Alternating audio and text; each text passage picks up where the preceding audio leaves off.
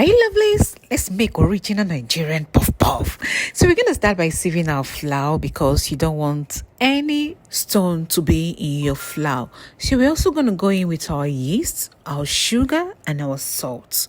Yeah, I'll drop the measurement in the comment section or the description box because when it comes to pastries we need to stick to a particular measurement. So we're going to mix that properly to be sure the flour, the salt and the sugar is properly combined. So now we're going to go in with whatever flavor we want. So I'm going in with cinnamon powder and vanilla flavor. Some people also like going in with milk flavor also, but for me, my preference is just cinnamon and vanilla extract. It's actually a game changer in my puff puff. It's usually a game changer in my puff puff. So when we've mixed that properly, we're going to go in with warm water. Please be sure to go in with warm water. Don't go in with cold water and don't go in with very hot water so it does not deactivate the power of your yeast. So when you've gone in with the warm water, you mix thoroughly. Mix with your spatula, okay? So when I'm done mixing with the spatula to an extent, I'll have to use my hand to be sure I remove every lump and excess hair. This is actually for myself and my family's consumption, so I can actually use my hand to mix. So when I've mixed with the spatula and everything is partially combined, I'm going to use my hand. Please be sure to wash your hands. Be sure your hands are clean before you start mixing with your hand. And please don't worry, you cannot mix with spatula for it to be perfect. So when you mix with spatula to a particular extent, please drop the spatula and start mixing with your hand. So you will make sure you mix with your hand. Remove every excess lump. Remove every excess air. Yeah, you mix this way.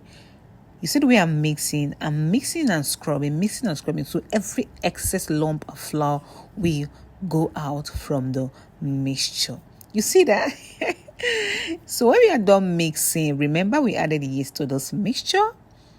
We're going to also keep it for some time to rise. Now we are done mixing. It's time to cover up and drop in a warm place for about 30 minutes.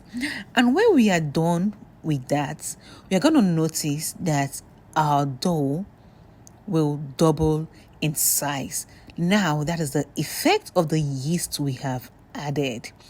Look at that. Just look at that. Just look at that.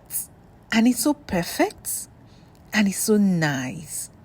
So this is what we have. We're going to now proceed to fry. So into your pot or pan, you add your vegetable oil. Please, now, your oil should not be shallow. It should be deep frying. You add a vegetable oil, heat it up for a bit, and now you start scooping your puff puff inside. Yeah. Don't bother about scooping mine.